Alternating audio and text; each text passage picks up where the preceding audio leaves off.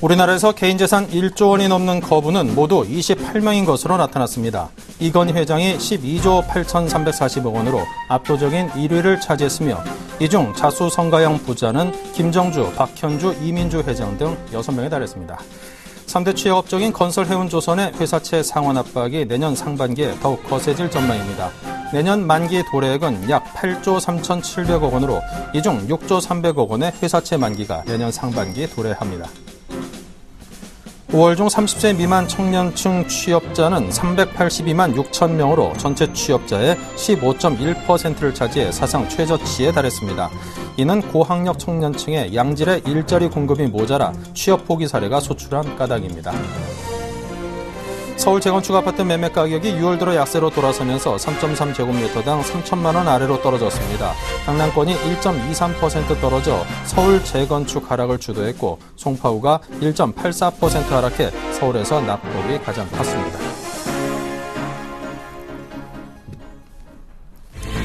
네, 시청자 여러분 안녕하십니까. 오늘 장 내일장 진행을 맡은 임동서입니다. 오늘은 7월 1일입니다. 7월 들어서 첫 번째 날입니다. 첫 거래일 날 여러분께 인사를 드립니다. 자, 7월 첫 증시는 과연 어떤 흐름을 보이고 있을까요? 기대가 됩니다. 한번 지수를 확인해 볼까요? 네, 코스피입니다. 일단은 떨어지지 않은 채 출발을 해서 나쁘지 않다 싶은 생각이 듭니다. 0.15포인트 제자리 걸음을 하면서 1863.47입니다. 장 초반엔 조금 안 좋았습니다만 장 후반으로 갈수록 보시는 것처럼 쭉 올라가고 있기 때문에 괜찮다라고 표현을 해볼 수 있을 것 같습니다.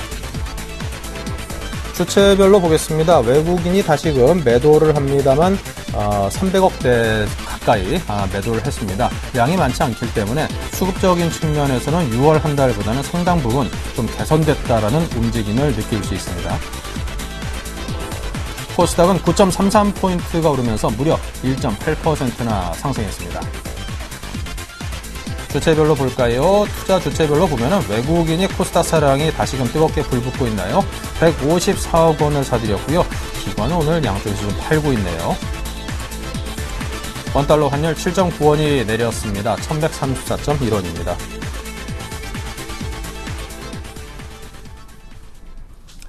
네, 자, 지수별로 여러분께 정리를 해드렸습니다. 수급적인 측면에서도 우리 6월 달에 굉장히 많이 걱정했던 것들보다는 상당 부분 좀 개선된 움직임, 6월 말부터 보였던 움직임을 7월 첫날도 이어가고 있다는 점에서 일단은 나쁘지 않아 보입니다. 자, 1부에서 준비한 주요 내용들 보겠습니다. 7월 증시 전망 센터장에게 듣는다. 오늘은 신영증권 리서치센터의 조용준 센터장님과 함께하겠습니다. 7월 정책 변수 그리고 뱅가드 이슈 해소 외 상승 랠리에 대한 장기적인 관점의 접근, 또 어닝 시즌과 관련해서 삼성전자, 우량은행주의 재평가 예상 등에 대한 의견들을 듣겠습니다. 이슈로 보는 종목에서는 셀트리온 효과로 바이오주의 동반 상승 그리고 대기업 투자 위축에 따라 지주사의 부진이 좀 지속된다. 이런 의견이 준비되어 있고요. 테마톡톡에서는 셀트리온 호재로 바이오주의 동반 상승과 함께 글로벌 경쟁력 플러스 실적 가시화 기업의 선별적인 접근을 당부합니다. 7일간의 수익 다이어리에서는 오랜만이네요. 삼천리 자전거 준비되어 있고요. 이번 주에 감에서는 22BOE에서 통화정책회의와 관련한 추가 경기 부양 여부를 주목하자. 그리고 삼성전자의 2분기 잠적 실적과 관련된 분석을 들려드립니다.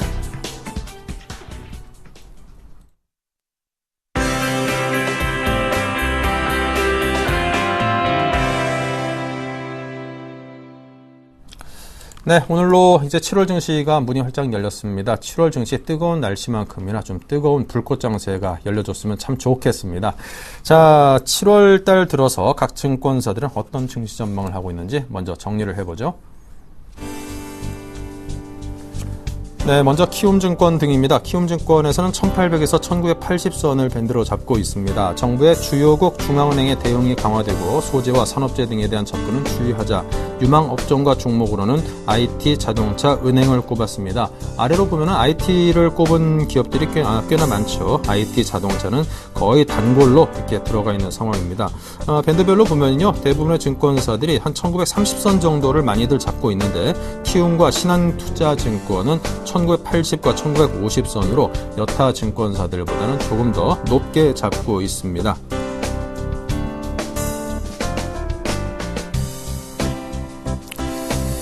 네, 지금 한국투자증권에서는 1780에서 하단 밴드를 좀 낮춰 잡고 있군요. 1800선에 다시금 재분교에 대한 대비도 좀 해야 된다는 그런 뜻으로 이해가 되고요. 그 아래로 보면은 NH농협증권에서도 1750으로 꽤나 낮게 잡고 있습니다.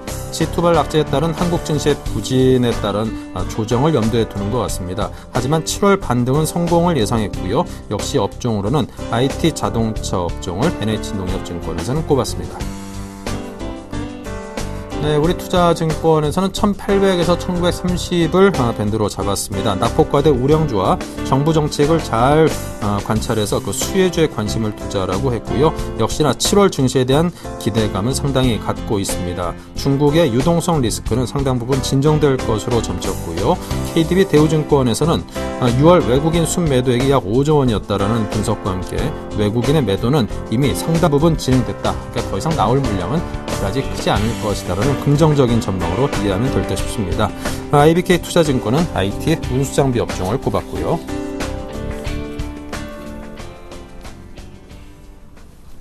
네, 지금까지 각 증권사별로 7월 증시를 어떻게 전망하는지 살펴봤습니다. 계속해서 신영증권 리서치센터의 조용준 센터장님을 연결합니다. 안녕하세요. 예, 안녕하십니까. 네, 먼저 7월 증시를 가름할 만한 주요 일정 그리고 전망을 해주시기 바랍니다. 예, 뭐 일단은 직접적으로는 외국인 매도가 계속 됐었는데요. 이제 그동안 부담이 되었던 뱅가드 청산에 대한 그런 이슈가 이제 7월 4일로 이제 마감되는 것 같고, 외국인 매매가 어떻게 바뀔 거냐, 이게 좀 직접적인 이슈가 될 것 같고요. 또 펀더멘탈한 측면에서 보면 2분기 관련된 어닝 시즌이 7월 한 초순부터 시작될 거다라고 판단을 하고 있고요. 또 이제 글로벌 경제 관련해서는 20의 통화정책회의 내용, 그리고 이제 미 연준의 출구 전략의 속도, 또 코멘트, 이런 것들이 좀 주요 이슈가 될 것 같고요. 또 중국의 긴장됐던 이제 금융 경색, 신용 경색 문제, 그리고 성장률 둔화 문제, 이런 것들이 7월 증시를 좀 이렇게 가름할 이슈가 아닐까 이렇게 보고 있습니다. 네. 자, 이 지난주에는 시장의 반등을 이끌면서 다행스럽게 6월 말 장세가 잘 마무리가 됐습니다. 자, 7월을 맞이해서 이런 흐름이 좀 이어져 주는 것에 대한 기대감도 분명히 있는데요. 자, 일단은 수급적인 측면에서 본격적으로 외국인들이 7월에는 좀 귀환할 수 있지 않겠는가, 이런 기대감을 좀 가져봐도 되겠습니까? 아니면 아직 이릅니까? 예, 일단은 7월 4일 정도로 해서 뱅가드 펀드의 벤치마크 변경이 완료됩니다. 그래서 지난 6개월간 약 대략 9조 원 정도 순매도를 했다고 조사가 되고 있기 때문에 이 부분이 일단 없어지는 것 자체가 악재 해소라고 봐야 되겠죠. 그리고 이제 한 가지 측면은 이머징 시장에서 선진 시장을 우리나라가 편입이 되기 때문에 결국은 지금 글로벌 자금 흐름이 탈이머징이고 선진국으로의 유입이라고 한다면 우리나라 대형주들이 선진 시장에서 오히려 자금이 들어올 수 있는, 그러니까 매입수가 확대될 수 있는 상황이다라고 판단하고 있습니다. 그래서 과거에 비하면 외국인 매매는 긍정적이다라고 보고 있습니다만, 다만 이제 지금 워낙 정책 변수들이 많기 때문에 외국인 매매를 한 방향으로 지금 얘기하기는 조금 이르다. 그래서 방향성은 좀 더 두고 봐야 된다라고 말씀드릴 수 있겠습니다. 네. 자, 이맘때쯤이면 이제 서머랠리에 대한 기대감도 있습니다. 올 7월에 기대해봐도 될까요? 이게 예년과는 달리 지금 올 7월은 아직까지는 뭐 기업 이익이라든지 또는 하반기에 대한 기대, 이런 것보다는 여러 가지 정책 변수, 특히 이제 7월에는 FRB 관계자들이 어떤 코멘트를 하느냐, 주호절 관련해서 이런 것들이 직접적인 변동성을 좀 일으키지 않을까, 이런 판단이고요. 또 중국도 마찬가지로 향후 경제에 대한 이 금융 정책에 대한 코멘트들이 변동성을 가져올 것으로 보고 있기 때문에 썸머 랠리라고 하기에는 조금 조심스럽고요. 좀 변동성이 큰 장세가 되지 않을까 이렇게 보고 있습니다. 네, 변동성이 좀 큰 장세일 것이다. 자, 이제 뱅가드 물량이 나오는 것이 어느 정도 이제 마무리됐다라는 진단입니다. 자, 아무래도 수급적인 측면에서는 좀 개선될 듯도 한데요. 이에 따르는 어떤 상황의 어떤 호전이라든가 아니면 상승 랠리, 그런 것까지 좀 기대해봐도 되겠습니까? 상승 랠리에 대해서는 아직까지는 좀 조심스러운 의견이셨는데요. 예, 그렇습니다. 이게 뭐 전체적으로 분명한 거는 이제 어느 정도 악재가 해소됐다는 것은 뭐 좋죠. 그래서 수급이 좋아지는 것은, 과거에 비하면 좋아지는 것은 맞는데, 그러나 외국인이 그렇다고 해서 지금 우리 경기가 회복되고 있지 않고 또 우리 기업이 이게 늘고 있지 않는데, 매수를 해줄 거다 이렇게 생각하는 건 너무 막연한 얘기라고 생각하고 있고요. 여전히 지금 글로벌 유동성에 따라서 이 변동성이 좀 큰 그런 상황이 된다. 그래서 상승 랠리를 기대하기에는 좀 역시나 시간이 좀 이르다. 저희들 판단으로는 올해 시장은 3분기는 좀 변동성이 큰 장세, 그리고 4분기에는 2014년에 대한 기대감이 좀 커지면서 4분기 이후로 시장이 좀 회복될 것으로 판단하고 있습니다. 네. 자, 이번 주 중요한 경제 이슈 중 하나가 이제 22 BOE 회의 등인데요. 자, 이번 회의에서 본격적인 시장 달력에 나설런지요? 이 부분도 역시 좀 두고 봐야 되겠습니다만, 이번 한 달을 놓고 보더라도 일본 선거도 있고, 또 ECB도 이번 주에 또 양적 완화에 대한 확대 가능성은 분명히 있습니다. 그래서 지금 글로벌 경기 상황을 감안해 볼 때는 아무래도 양적 완화라도 유동성을 좀 늘리는 쪽으로 정책이 나올 거라고 보지만, 역시나 정책 변수라는 건 항상 변동성이 있기 때문에 좀 신중하게 봐야 된다 이렇게 보고 있습니다. 네. 자, 이제 삼성전자의 2분기 잠정 실적 발표도 예정돼 있습니다. 좀 긍정적인 실적을 내놓으면서 다시금 좀 본격적인 상승의 모멘텀으로 작용해 줄 수 있을런지 시장에서 기대가 큽니다. 예.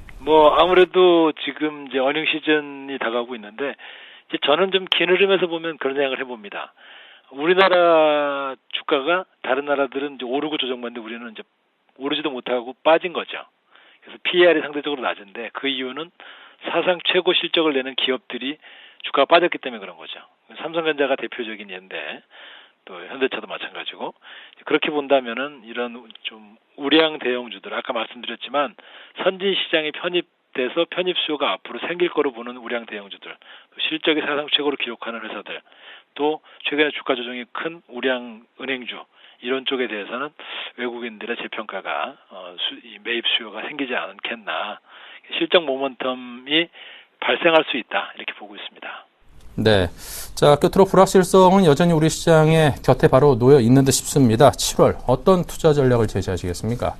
네, 말씀하신 대로 7월 한 달은 여전히 변동성이 큰 장이다 이렇게 판단하고 있고요. 이렇게 변동성이 큰 장은 사실은 긴 흐름에서 보면 주가가 폭락할 때, 하락할 때가 굉장히 좋은 매수 기회다라고 판단하고 있기 때문에, 기업 가치의 기준으로 해서 매수를 한다 그러면 하락 시기에 사상 최고 실적을 낸 그런 우량한 기업들을 매수하고, 좀 주가가 많이 오를 때는 조금 비중을 줄이고, 이런 이제 어떻게 보면 박스권을 염두에 둔 매매가 좋을 것 같고요. 아까 말씀드린 것처럼 삼성전자 그리고 현대차 같은 실적이 좋아지고 있는 그런 우량 대형주, 그리고 또 폭락 이제 주가 하락폭이 큰 은행주, 이런 것들도 좀 투자가 유망해 보이고요. 특히 이제 최근 들어서 보면 중국의 신용 경색이 좀 커지면서 중국 내수의 소비의 수혜주들, 상당히 실적이 좋아지고 있는 내수 소비 수혜주들도 이번에 중국이라는 이름 때문에 많이 빠졌거든요. 그런 것들도 좀 옥석 가리기를 할 필요가 있다 이렇게 보고 있습니다. 네. 자, 오늘 말씀 잘 들었습니다. 지금까지 신영증권 리서치센터의 조용준 센터장님이었습니다. 감사합니다. 예.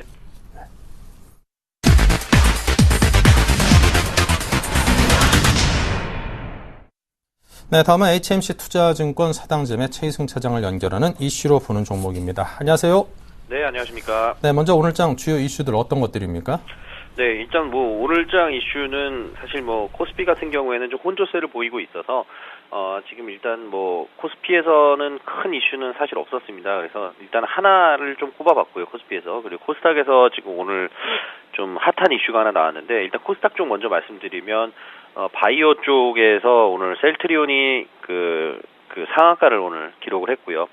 유럽 식품의약품안정청에서 이제 렘시마라는 셀트리온이 이제 렘시마라는 이제 상품이 유럽 판매 허가를 이제 득했다는 그런 소식이 사실 이제 지난주에 나왔는데 주가에 반영이 좀 안 되다가 사실 시장 규모가 얼마인지도 잘 모르고 이런 부분들 때문에 반영이 좀 안 됐다 싶었는데, 역시나 오늘 점상 바로 찍으면서 바이오주들 지금 다시 한번 좀 도약하는 그런 분위기를 좀 만들어주고 있는 부분하고요.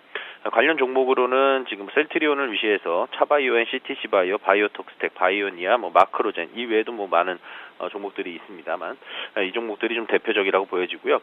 그리고 이제 코스피 쪽에서의 이슈는 최근에 이제 CJ그룹 이제 비자금과 배임 횡령과 관련된 이제 수사가 지금 진행되고 있는데, 오늘 CJ 이 회장이 오늘 영장 실질 심사가 있습니다. 오늘 실질 심사에서 지금 2시간 30분 만에 지금 출석을 했다가 지금 나갔는데요.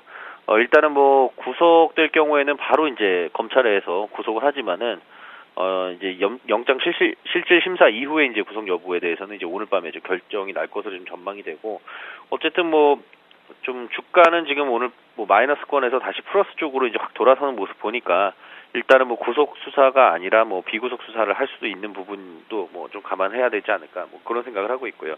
근데 최근에 이제 정권이 바뀌면서 지금 예전에 한화부터 시작돼가지고 CJ 그리고 이제 여타 지주사들까지도 지금 상당히 몸을 사리고 있는 부분인데, 이런 부분에 대한 이슈로 하나 꼽아봤고, 관련 종목들, 지주사 관련 종목들로는 한화, 두산, LS, LG, SKCNC, CJ, STX, SK 이런 종목들을 좀 꼽아볼 수가 있겠습니다. 네.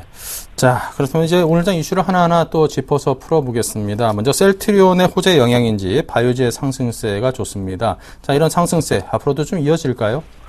네, 일단은 사실은 바이오주 같은 경우에는 이제 코스닥이 고점에서 꺾이기 직전에 바이오 헬스케어 쪽에서 이제 먼저 좀 매도 사인이 먼저 나오면서 좀 선조정을 받은 측면이 있고, 특히 셀트리온 같은 경우에는 지금 오너 이슈였죠.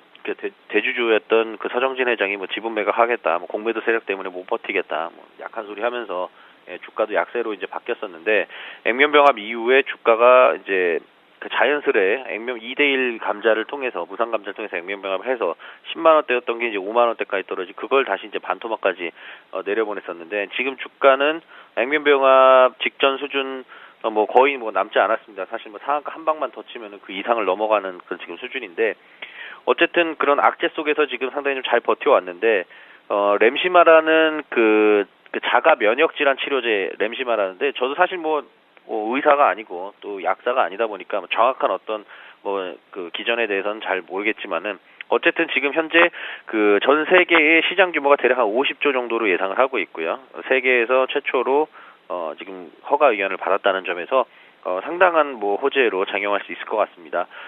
다른 바이오주들 같은 경우에도 최근에 이슈가 됐었던 젠백스도 그렇고, 지금 차바이오에 할 거 없이 지금 다 오르고 있는데, 어쨌든 오늘은 사실 셀트리온이 시가총액 1위, 코스닥 시가총액 1위다 보니까 셀트리온 상한가 가면서 오늘 코스닥 지수를 좀 끌어올리는데 큰 견인차 역할을 해줬다고 보여지고, 그 외에도 이제 바이오 종목들이 그동안에 이제 또 어떤 짓눌렸던 분위기가 조금씩 이제 해소되는 그런 분위기로 좀 돌아서고 있다라고 생각이 되고요. 그리고 이제 지금 현재 셀트리온하고 이제 젠백스 사태 이후에 주가 흐름을 보면은, 사실 그동안에 빈 껍데기밖에 없었던 종목들 같은 경우에는 낙폭이 훨씬 더 많이 컸었는데, 오늘도 잘 보시면은 이제 회복되는 종목들 보면, 셀트리온 상한가 외에 바이오톡스텍이라던가 차바이오엔, 바이오니아, 그리고 이제 녹십자셀이나 이런 종목들, 이제 실질적으로 껍데기뿐만 아니라 어느 정도 이제 내실도 좀 다지는 그런 종목들 위주로 이제 업계의 지각 개편이 좀 일어나고 있다. 이런 종목들 위주로만 좀 잘 살펴봐야 될 것 같다라는 생각이고요. 종목을 하나 좀 말씀드려보면, 차바이오엔을 한번 말씀드려 보겠습니다. 차바이오엔은 사실은 특별한 어떤 악재가 있어가지고 빠졌다라기보다는 바이오 전반적으로 분위기가 안 좋다 보니까 차바이오엔이 사실은 이제 다른 바이오주들보다 좀 먼저 빠진 경향이 있었는데, 먼저 이렇게 미끄럼틀을 먼저 올라섰는데, 거기다 이제 시장의 어떤 낙폭도 같이 함께 배가 되다 보니까 주가가 상당히 좀 최근에 많이 빠졌습니다. 13,000원대에서 지금 9,000원까지 깨고 3분의 1이 좀 날아갔었거든요, 시가총액에. 근데 지금 다시 이제 10,000원대 좀 회복을 해주면서, 오늘 종가상으로 한 10,000원 정도 지켜낸다고 하면 호가가 바뀌는 10,000원대에서는 사실 1,500원, 11,000원, 5%, 10% 금방 올라갈 수 있는, 또 차바이오엔이 또 잔 좋은 물량들은 좀 많지만은 또 올라갈 때도 가볍게 올라갈 수도 있는 그런 부분이거든요. 그래서 재료 없이도 빠졌던 부분이기 때문에, 사실은 재료 없이 다시 자율반등 계속해서 좀 줄 수 있는 종목이 아닌가 싶고, 매수가는 지금 1만 원 이하, 10,000원 이하에서는 좀 매수 관점으로 좀 보시길 바라겠고요. 일단은 목표가 좀 짧게 보겠습니다. 어떤 이슈가 없기 때문에 추가 상승을 위해서는 또 특별한 재료가 있어야 된다는 부분, 그런 부분들 감안해서 한 11,000원 정도 목표가 잡고, 짧게 손절가도 종가상 9,000원을 이탈할 경우에는 좀 빠져나오는 전략으로 말씀드리도록 하겠습니다. 네, 자, 이렇게 해서 오늘 바이오 관련해서 차바이오엔에 대한 이야기 들어봤고요. 자, 다음은 국내 기업들이 좀 실적이 부진한 데 따른 지주사들의 부진. 자, 이 이슈에 대해서 풀어보죠. 네, 지금 뭐 소제목으로 제가 뭐 지주사 몸살일 때라고 지금 좀 말씀을 드렸는데, 사실은 이제 지주사들 어떤 그 그룹 오너들, 실질적인 뭐 오너죠. 말만 주식회사지. 오너들의 어떤 배임 횡령이라던가 요즘에 뭐 조세 회피 상당히 많은 이슈들이 올해 이제 정권 바뀌면서 이제 터져 나왔는데, 거기다가 이제 지금 이제 정부의 정책 방향도 어떤 대기업을 몰아주는 그런 분위기보다는, 그게 사실은 이명박 정부에서 나왔던 거고, 역으로 뒤집는, 지금 이제 경제 민주화 그리고 이제 친중소기업 정책으로 이제 어떻게 보면은 대기업들 같은 경우에는 사실 앓는 소리 하는 거죠. 몸뚱이는 키워놓고 앓는 소리 하고 있는데, 투자가 상당히 좀 위축되고 있다는 점. 그래서 이제 기업 실적은 계속해서 지금 부진한 모습 속에서 투자까지 위축되면서 어떤 그 지주사의 지법 평가 이익에 있어서 좀 긍정적인 요소들이 좀 없지 않느냐. 그리고 이제 사실 CJ 그룹 같은 경우나 한화 그룹 같은 경우에도 마찬가지였고요. 지금 오너들의 어떤 리스크, 이런 부분들에 좀 전체적으로 지주사들에는 좀 좋지 않은 영향이고, 이런 부분들이 만약에 전체적인 대기업들 전반으로 만약에 분위기가 좀 확산되는 거라고 했을 때는 좀 상당히 좀 크게 휘둘릴 수 있는 그런 분위기가 되지 않을까 싶고, 특히 주 STX 같은 경우에는 어떤 오너 리스크라기보다는 어떻게 보면 오너 리스크일 수가 있겠죠. 셀러리맨 신화, 지금 강 회장이 어떤 방만한 경영에 의해서, 그리고 거기다가 이제 업황까지도 이제 엎친 데 덮친 격으로 좋지 못하다 보니까, 이렇게 주가도 좀 사실은 법정 관리 워크아웃 지금 계열사들이 줄줄이 지금 내리꽂고 있는데, 사실 이런 여러 가지 이슈들이 좀 종합적으로 지금 주주사들에게는 좀 이렇게 어떤 투자 심리에는 그렇게 도움이 되지 못하는 상황이 계속 연출되고 있다고 보여집니다. 자, 그 중에서 그러면 사실은 그동안에 이제 그런 주가가 많이 빠졌는데, 그래도 반등을 줄 수 있는 그런 종목이 있느냐, 한 종목을 좀 말씀드려 보면은 주 SK인데요. 사실은 SK 같은 경우에는 특별한 또 최태원 회장의 어떤 이슈는 이미 사실 좀 반영이 다 끝났고요. 그거에 대한 어떤 리스크라기보다는 앞으로 이제 실적이 좀 좋아질 수 있는 SK텔레콤 통신 쪽, 그리고 이제 지금 SK텔레콤이 또 이제 SK 하이닉스의 또 이제 엄마 회사죠. 그래서 이제 자회사인 SK 하이닉스가 작년에 한 2천억 대 이제 영업 적자에서 올해 3조, 많게는 3조 2천억까지 이제 흑자 전환이 가능하다라는 그런 예상들이 나오면서, 사실 이제 지주사 역할을 하고 있는 이제 주 SK에는 상당히 좀 좋은 긍정적인 이제 반응을 보일 것으로 좀 예상을 하고요. 매수가는 사실은 이제 오늘 시장이 좀 상당히 혼조입니다. 혼조기 때문에 이제 변동성 이용해서 좀 빠질 때마다 좀 매수를 하는 게 좋겠는데요. 지금 현재 17만 원에서 언저리에서 왔다 갔다 하고 있는데, 지금 현재 가격 21선 부딪히면서 좀 떨어지고 있는 그런 상황이니까, 오늘 만약에 이게 돌파가 안 된다 그러면 17만 원 아래에서 매수할 수 있는 기회 충분히 올 것 같고요. 그래서 17만 원 언더에서 좀 매수 관점으로 보겠고, 목표가는 마찬가지로 좀 짧게 18만 원 제시를 해드리고요. 손절가는 종가상으로 16만 원 이탈하는, 종가상으로 16만 원이면 대략 한 61선 이탈하는 부분이거든요. 그래서 61선 철저하게 지지 확인하시면서, 그리고 마지막으로는 이제 수급적인 부분을 확인을 하시면서, 지금 오늘 같은 경우에는 지금 외국인이 소폭 매수로 좀 나오고 있는데, 기관이 오늘 매도가 좀 많습니다. 그래서 어떤 이런 수급적인 측면에서 어떤 악재가 있는지 이런 부분들 체크를 하시면서 트레이딩을 하시면 좋으실 것 같습니다. 네, 알겠습니다. 지금까지 HMC 투자증권의 최희승 차장과 함께하는 이슈로 보는 종목이었습니다. 감사합니다. 네, 고맙습니다.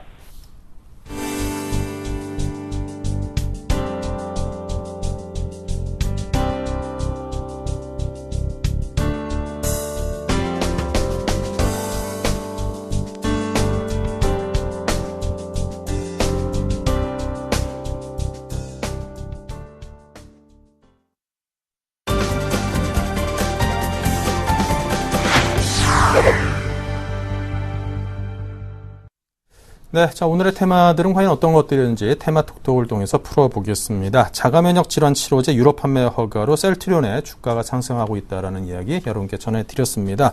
관련 바이오주들이 동반 상승을 하고 있는데요. 한국밸류 21의 이덕고 대표를 연결합니다. 안녕하세요. 네, 반갑습니다. 네, 이 바이오주가 오늘 움직임이 좋거든요. 셀트리온 덕택인 것 같은데 보다 더 상세한 구체적인 배경 설명을 부탁드립니다. 오늘 바이오주 이야기가 너무 많이 나왔기 때문에 간단하게 좀 말씀을 드리면, 대장주 셀트리온의 영향이 크다고 할 수 있겠죠. 셀트리온이 유럽 의약품청으로부터 류마티즘 치료제, 램시마에 대한 제품 허가를 얻어내면서 금일 장시작가 동시에 점상학과로 출발을 했고요. 이와 함께 다른 바이오주들이나 제약주들까지 좀 강세를 보이고 있습니다. 일단 내년에 셀트리온이 램시마 매출액이 1조 원을 웃돌 것이라는 전망이 나올 정도이기 때문에 그동안 불거졌던 실적 논란을 크게 잠재울 수 있을 것으로 좀 보이고 있고요. 또 셀트리온 말고도 최근에 메디포스트나 바이넥스, 파미셀 같은 기업들도 호재성 뉴스를 계속 발표하고 있는 상황이기 때문에 바이오주 전체에 만연했던 불신이 해소되는 시점에 와 있지 않나 좀 이렇게 볼 수 있겠고요. 파브리병 치료제의 상용화가 초입기에 들어간 이스랩지스나 치매 줄기세포 치료제 개발이 순항하고 있는 메디포스트, 그리고 1분기에 사상 최대 매출을 달성한 파미셀처럼 주요 바이오 기업들이 한꺼번에 순조로운 모습을 보인 적이 참 오랜만이기 때문에 기대감만큼 많이 올라와 있는 상황이다라고 말씀을 드릴 수 있겠습니다. 네. 자, 그렇다면 바이오주의 향후 전망과 또 그에 따른 전략은 어떻게 잡고 계시는지요? 바이오주들의 전체적인 전망은 상당히 좀 밝다고 할 수 있겠고요. 일단 국내 의약품 시장이 매년 7%에서 8% 정도 성장하고 있다는 점이 상당히 좀 고무적이라고 할 수 있겠고, 대기업과 외국계 자본이 국내 바이오 산업에 계속해서 들어오고 있다는 점도 상당히 좀 긍정적입니다. 새 정부의 뚜렷한 지원 소식이 아직까지 들려오지 않는 것이 다소 좀 아쉬운 부분인데, 이 문제는 향후에도 언제든지 상승 모멘텀으로 작용할 수 있는 여지가 있기 때문에 시간을 두고 조금 더 기다려볼 필요가 있겠고요. 무엇보다 고령화 시대의 진입에 대한 우려로 제약이나 바이오 업종의 성장성은 여전히 좀 유망하다라고 좀 말씀을 드릴 수 있겠습니다. 사실 바이오주는 그동안에 각종 악재와 좀 구설수에 휘말리면서 증권계의 시한폭탄 같은 인식이 좀 많이 줬습니다. 소위 콩을 먹고 크는 주식이라고 표현해서 알 수 있듯이 재무구조나 실적이 뒷받침되지 않은 채 기대감만으로 주가 좀 오른 적이 많은데요. RNL 바이오나 젠백스 경우에도 알 수 있듯이 뜻하지 않은 상장 폐지나 임상실험 실패로 인한 후폭풍, 그리고 또 주가 조작의 의혹에 유난히 끊이지 않는 업종이 바이오 업종이었습니다. 그만큼 투자에 대한 위험성이 다른 업종보다 크다는 사실을 보여주는 세라라고 좀 볼 수 있겠는데요. 따라서 바이오주를 매수할 때 무엇보다 중요한 것이 수많은 바이오 기업들 중에서도 옥석을 가리는 것이라고 좀 말씀을 드릴 수 있겠습니다.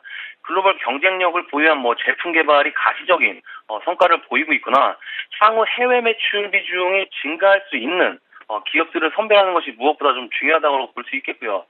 실적을 내고 있는 바이오 업체들 중에서 꾸준한 성장을 기대할 수 있는 종목이라면 기회 줄 때 충분히 매수해도 좋은 상황이다라고 좀 말씀을 드릴 수 있겠고요.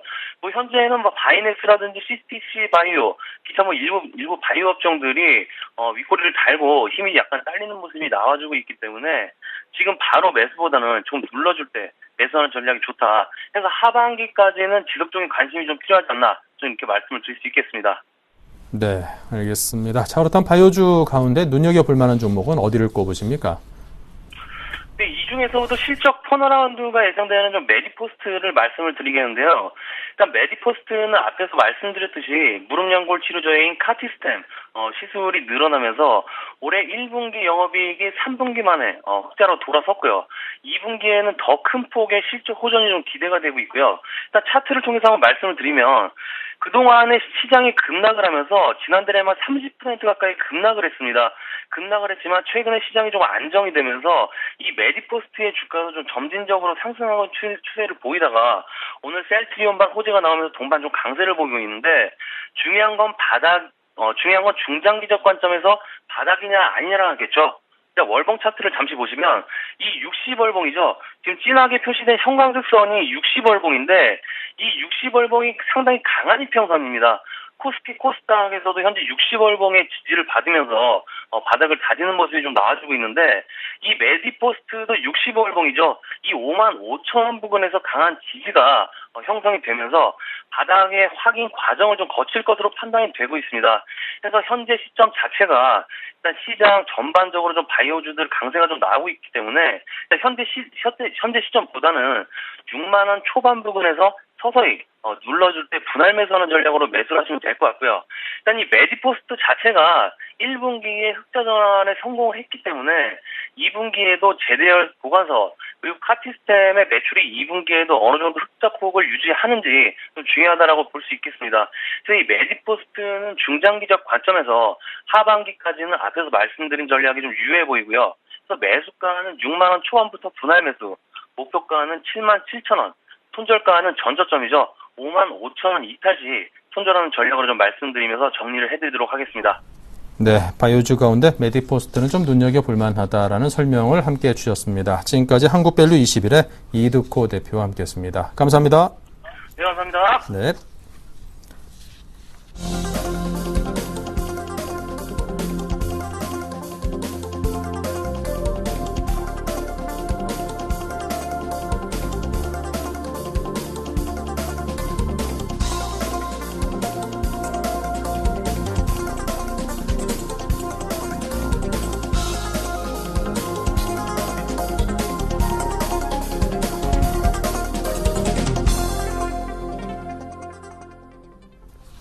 네, 7일간의 수익 다이어리 코너를 이어가겠습니다. 먼저 그동안 수익이 상당히 미진했었는데요. 시장이 어느 정도 좀 활기를 띠면서 수익률도 상당 부분 개선됐을 듯합니다. 지난 수익률 체크부터 하죠. 네, 아이테스트가 6.5% 올랐고요. 한국전자인증과 삼천당제약은 10.9%, 11.3%로 각 두 자릿수의 수익을 올리고 있습니다. 매수가에 미도달한 한국사이버결제이고요. 아이센스만이 0.9% 손실입니다. 네, 이렇게 돼서 전진호 팀장의 삼천당제약이 오늘의 위너입니다. 네, 매주 월요일 만나보는 동양증권 계양지점의 박현상 대리 연결합니다. 안녕하세요. 안녕하세요. 네.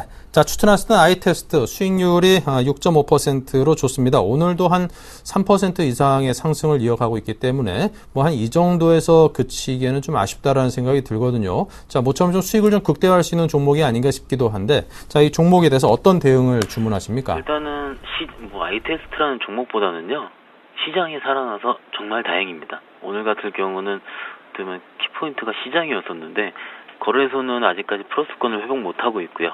코스닥만 지금 9.5포인트 정도 상승. 이렇게 되면은 좀 돈이 없을 때, 즉 시장이 MMO 할 때는 홀탁 시장으로 지금 돈이 좀 쏠리고 있는 것을 확인할 수가 있겠고요. 그런 의미로 봤을 때 아이테스트나 아까 다른 분들 같은 경우들 봤을 때도 종목들 자체에서 플러스권이 좀 많이 났을 것으로 예상이 들고 있습니다. 시장 얘기는 조금 이따 다시 말씀을 드리기로 하고요.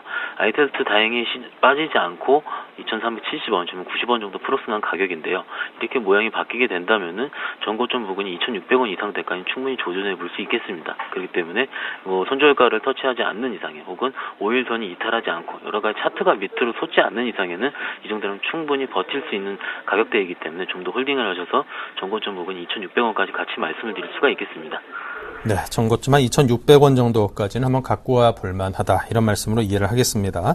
자, 그렇다면 새로운 종목은 또 어디를 고르셨습니까? 일단 종목 샀는 데는 일단 오늘이 오른 시점이라서 굉장히 좀 어려움이 좀 있었고요. 네. 그런 의미로 봤을 때 삼천리 자전거라는 종목을 뽑아봤습니다. 네. 굉장히 좀 아시는 종목이시고요. 자전거는 지금도 여전히 잘 팔리고 있고요. 제가 일선 현업에 있으면서 삼천리 자전거를 갖고 있으신 분들에 대한 상담이 한 달에 한 번 정도에서 두 번 정도씩은 많이 있었어요. 그때 아마 드리는 말씀은 차트가 이렇게 바뀌었을 때는 무조건 팔지 말라. 일단 신고가를 계속 나고 있는 종목은 버텨보자라고 좀 말씀을 드린 걸로 기억을 하고요. 그러면은 신규로 좀 다른 분이 사고 싶어 하는데 언제 사느냐 많이 여쭤보세요. 이럴 때는 오늘 같을 때 사는 거라고 말씀드릴 수가 있겠습니다. 기본적으로 1분기 매출 같은 경우는 전년 동기 대비해서 14% 좀 증가했어요. 그래서 254억 정도 나오고 있고요. 영업이익도 70억 정도 나오고 있는 상황이고. 그런데 전통적으로 자전거 산업의 1분기 같은 경우는 굉장히 비수기입니다. 그렇기 때문에 이 정도 영업이익이 작년 대비해서 많이 올랐다는 점 자체는 그만큼 삼천리 자전거의 기본적인 기초 체력이 늘어나고 있다는 걸 반증하고 있는 거고요. 2분기부터 3분기까지는 극성수기에 돌입을 합니다. 아마 한강이든 어디 가셨으면은 자전거족들이 많이 늘어나는 걸 확인할 수가 있으실 거고요. 그렇기 때문에 높은 성장성이라든지 매출액, 영업이익 증가는 충분히 기대될 수 있다는 상황 하에서 조정을 받을 때 매수를 해야 된다라고 가장 말씀을 드릴 수가 있고요. 일단은 전일 대비 수급을 좀 보셨을 때는 시장이 그렇게 안 좋은데도 불구하고 기관에 대한 수급은 계속되어 있었고요. 그리고 지난주 금요일 같은 경우는 외국인과 기관의 짱끌이 매수가 들어왔습니다. 그렇기 때문에 지난주에 좀 7, 8% 정도 상승을 한 것으로도 생각이 좀 들고 있겠고요. 원래 이렇게 종목이 급하게 올랐을 것 같을 경우는 오늘 같이 한 1, 2% 정도의 조정이 나오기 마련입니다. 조정할 때 좀 매수하는 게 좋을 것 같고요. 일단은 오늘 종가상으로 매수를 하시게 되고요. 목표가로는 전고점 부근이 2만 원, 손절가로는 전 저점 부근에서 어느 정도 좀 올라진 가격. 즉 최근 시장 자체가 굉장히 좀 변동성이 커진 상황입니다. 만약에 전 저점을 이탈하고 강하게 하트가 밑으로 내렸을 것 같을 경우는 일단 한번 자르고 그 다음 저점을 좀 타전해 보는 전략이 가장 좋겠고요. 아무리 실적이 좋은 주식 같은 경우도 시장이 크게 망가지면은 5%든 10%든 15%든 거의 하한가까지 빨리빨리 찍을 수가 있기 때문에 코스닥 종목 주의하실 때는 이런 손절가를 짧게 놓고 대응하신 전략까지 같이 첨언을 해드릴 수가 있겠습니다. 네. 자, 삼천리 자전거. 한때 관련 이슈가 막 테마로 불붙었을 때 굉장히 높은 수익을 올려다 주기도 했던 삼천리 자전거인데 오늘 다시금 이 종목에 대한 추천 말씀을 들어봤습니다. 자, 아이테스트 잘 달리고 있으니까 삼천리 자전거도 믿음 갖고 한번 투자 대상에 올려보시기 바랍니다. 지금까지 동양증권의 박현상 대리와 함께했습니다. 감사합니다. 네, 감사합니다.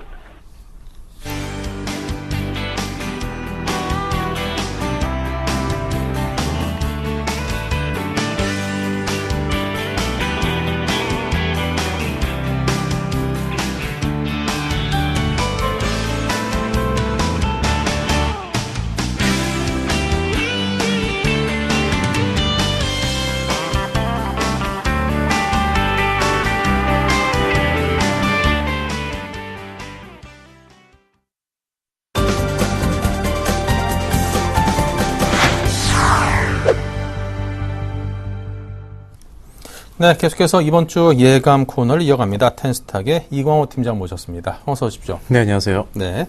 자, 먼저 이번 주 증시를 가름할 일정들 과연 어떤 것들이 예정돼 있는지 알려주십시오. 네, 지난주 후반 미국의 경제 지표로 인해서 증시가 좀 급반등하는 데 성공을 했는데, 이번 주에 예정된 미국의 경제 지표 역시도 이거 상승 랠리를 지속시키는데 영향을 줄 수 있을지 한번 확인을 해보셔야 될 것 같고, 유럽 쪽에서 유럽 중앙은행과 영국 중앙은행에서 이제 통화정책 회의를 가질 예정에 있습니다. 경기 부양 기조를 좀 더 이어가 준다면은 또 증시에 또 얼어붙은 투자 심리에 어느 정도 위안이 될 수 있을 것으로 보이기 때문에 이 부분에 대한 변수도 확인을 해보셔야 될 것 같습니다. 그리고 또 중국의 경제 흐름과 삼성전자의 실적 가이던스 발표 역시도 이번 주 증시에 좀 방향성을 어느 정도 예측해 볼 수 있는 중요 자료이기 때문에 이 부분도 확인하시는 한 주 되셔야 될 것 같습니다. 네. 자, 먼저 미국 경제 지표 발표가 예정돼 있습니다. 과연 상승 랠리를 이어갈 수 있는 쪽으로 나와줄지 궁금한데요. 네, 이번 주 역시도 발표될 미국의 경제 지표가 양적 완화 축소 시기를 가늠할 수 있는 단서를 제공한다는 점에서 관심을 좀 가져보셔야 될 것 같은데, 일단 이번 주에도 연준의 출구 전략에 대한 우려는 계속적으로 투자 심리를 짓누를 것으로 보고 있습니다. 이러한 이 불안감의 정도는 이제 고용과 제조업 같은 미국의 경제 지표로 좀 인해서 좌우될 것으로 보고 있는데, 특히 이번 주 5일날 발표된 미국의 6월달 비농업 부분의 고용 동향과 주간 신규 실업수당 신청 건수가 함께 발표될 예정에 있습니다. 이러한 고용 관련 지표는 이제 출구 전략 시행 시기에 결정적 단서가 된다는 점에서 시장에 미치는 영향 굉장히 클 것으로 보고 있는데, 일단 세부적으로 좀 보시면은 2월달 신규 취업자 수가 17만 명 정도 증가할 것으로 보고 있는데, 최근 6개월 평균치인 19만 4천 명에는 조금 못 미칠 것으로 예상을 하고 있습니다. 그리고 실업률 같은 경우도 전월 대비 하락한 7.5% 정도 유지할 것으로 보이는 만큼 고용 지표로 인해 연준에 대한 우려가 커질 것으로는 예상이 되지 않고 있습니다. 이런 고용 관련 지표가 예상보다 좋지 않다면은 양적 완화 축소 시기가 좀 늦춰질 수 있다는 기대로 증시에는 어느 정도 이제 긍정적인 영향을 줄 수도 있겠지만은, 또 거꾸로 생각해 봤을 때 미국의 실물 경제에 대한 불안감이 또 증시에 부정적인 영향을 미칠 수 있다는 점에서 어떠한 결과가 나올 것이라는 거에 대한 이제 예측을 미리 하셔서 증시의 방향성을 미리 예측을 하시는 것보다는 발표 이후의 움직임을 좀 확인을 하시고 좀 대응하시는 것이 바람직하지 않나 이렇게 판단을 해보겠고, 또 이번 주 발표될 경제 지표 가운데 출구 전략 시기에 또 다른 단서라고 할 수가 있는 게 또 미국 공급관리자협회의 제조업 지수라고 할 수가 있겠습니다. 지난 5월달 지수가 기준치인 50포인트를 밑돌았기 때문에 6월달에는 이것보다 좀 개선된 50.5포인트를 좀 전망을 하고 있는데, 최근 발표된 경제 지표들 대부분이 시장 예측치를 크게 빗나가는, 벗어나는 모습이 많이 연출됐기 때문에 이번 주에 발표될 그 제조업 지수라든지 제조업 수주, 무역 수지 같은 이런 경제 지표 역시도 뚜껑을 열어봐야 알 수 있을 것이다라고 말씀을 드릴 수가 있겠습니다. 그래서 이 부분도 확인을 하신 후 한번 진입하시는 게 좋을 것 같습니다. 이 밖에도 뭐 그 경제 지표에 또 여러 가지 경제 지표가 발표될 예정에 있는데 6월달 건설 지출과 5월달 공장 주문 또 자동차 판매 실적, 모기 신청 건수들이 발표가 될 예정에 있습니다.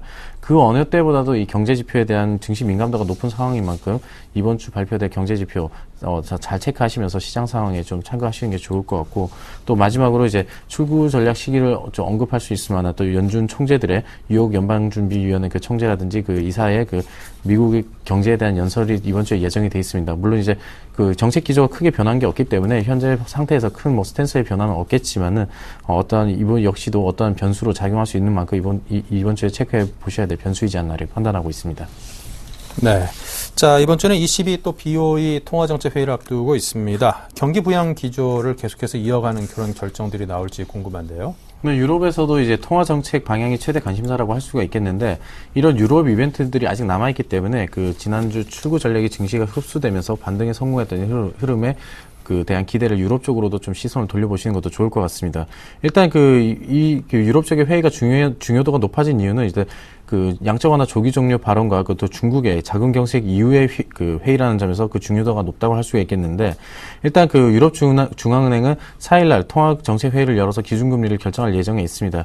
일단 여기서 추가 경기 부양책이 나온다면은 일단 양적 완화 조기 종료로 나온 시장의 충격을 어느 정도 더욱더 흡수할 수 있을 것으로 보이기 때문에 이번 회의에서 추가 경기 부양책이 좀 나올 수 있을지도 주목을 해보셔야 될 것 같고, 시장의 예측은 사실상 좀 기준금리 조정 같은 새로운 대책은 발표되지 않을 것으로 보고 있습니다. 하지만은 그 완화 정책을 좀 이런 기조를 유지를 해준다면은 미국과 중국에 실망했던 금융시장의 불안 심리를 낮추는 데는 분명히 좋은 작용을 해줄 수 있을 것으로 보이기 때문에 이 부분 반드시 체크해 보셔야 될 것 같고, 또 BOE 영국 중앙은행에서도 지금 신임 총재를 오늘 취임을 하고 4일날 첫 통화정책 회의를 가질 것으로 보고 있습니다.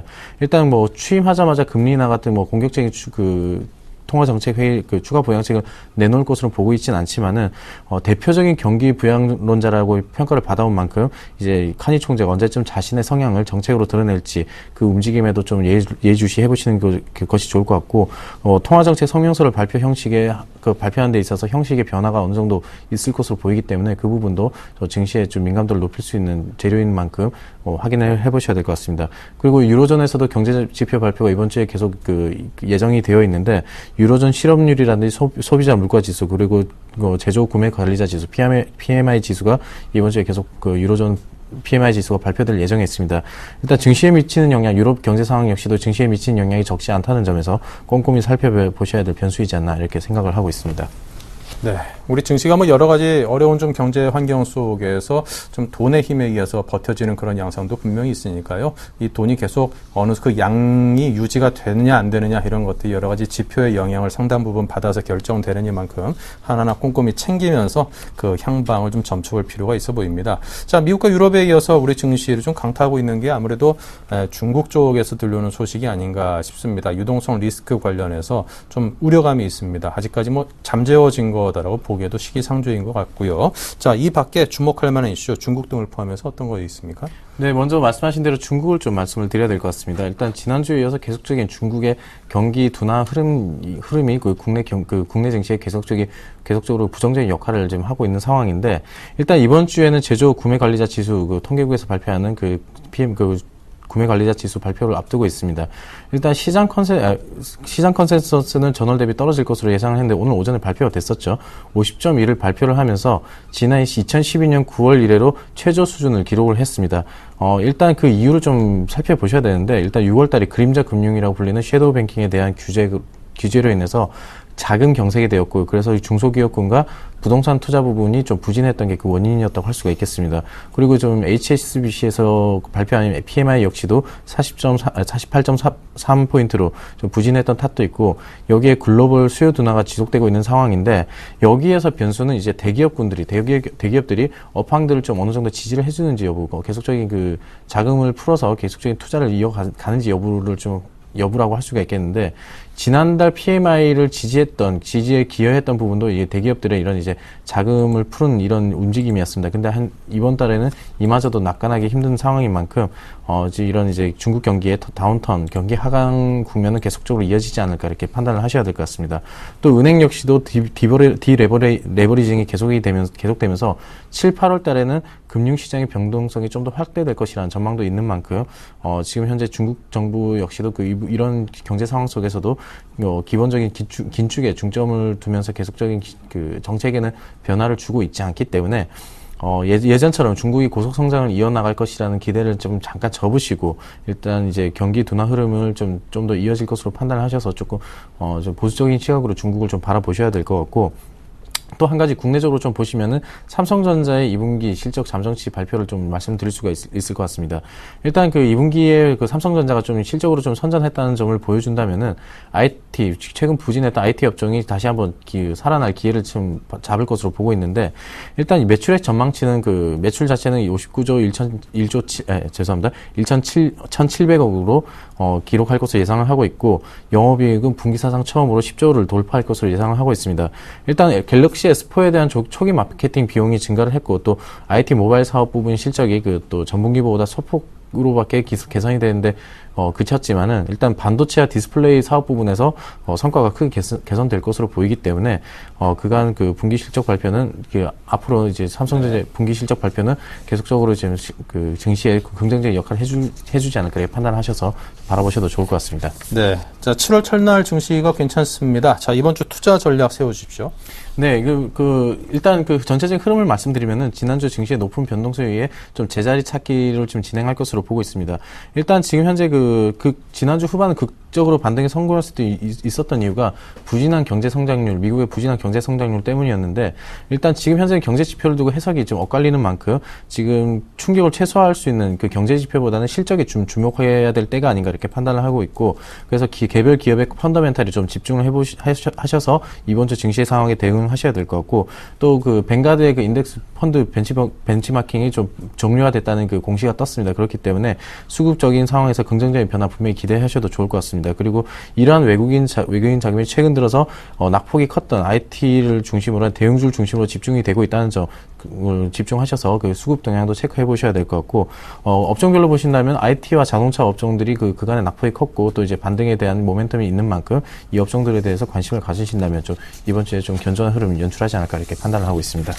네, 자 그럼 새로운 신규 추천 종목 어디를 좀 고르셨습니까? 네, 오늘은 현대모비스를 간단하게 말씀을 드리겠습니다. 일단 유럽의 경제 회복 기조와 맞물리면서 지금 유럽에서 좀 유일하게 현대기아차만이 지금 판매량이 증가를 하고 있다는 점과, 또 박근혜 대통령이 중국 방문하면서 중국의 또 현대차 사공장을 좀 신설할 것으로 지금 정몽구 회장이 발언을 하면서 중국 모멘텀도 발생한 상황이 있습니다. 그리고 잠깐 수급적으로 보시면은 계속적으로 기관들이 계속 이 연기금과 투신권을 중심으로 지금 현대모비스를 사주고 있고, 지금 현대기아차의 연평균 성장률이 최근 4년 동안 13.9%를 기록을 했습니다.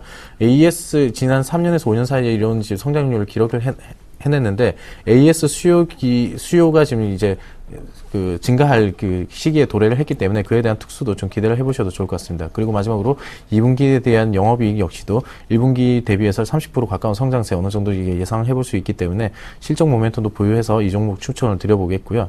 일단 기술적으로 보시면서 간단히 가격 설명 드리자면은, 지금 현재 상승 반전은 어느 정도 좀 성공한 모습을 나타내고 있습니다. 지금 자동차 업황 전체가 이런 흐름을 나타내고 있는데, 현대 기아차에 비해서 상승폭이 아직까지는 크지 않기 때문에 추가 상승에 대한 기대 가져보시면서 장기 입형을 좀 돌파할지 여부 한번 확인해 보시는 게 좋을 것 같고, 그래서 매수가는 26만 8천원, 26만 8천원으로 제가 아까 잡아드렸는데, 27만 1천원, 지금 현재도 괜찮은 가격대라고 판단할 수가 있겠습니다. 그래서 이 가격대에 종가상으로 잡으시면 목표가 28만 5천원, 장기 입형까지 바라보겠고, 손절가는 26만원으로 전저점을 바라보도록 하겠습니다.